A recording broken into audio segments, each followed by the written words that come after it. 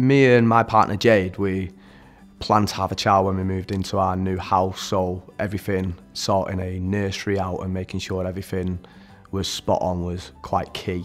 So the research my missus went into basically was not only Izzy Whatnot, but every single high street store.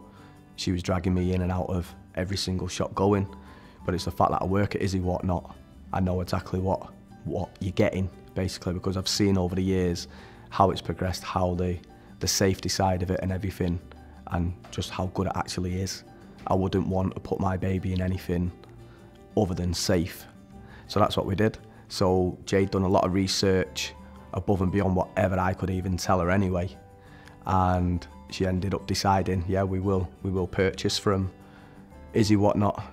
So that's what we ended up doing. We ended up getting the Tranquility range and the Bailey White bed, which in my boy's nursery, Finlay, it looks really, really good.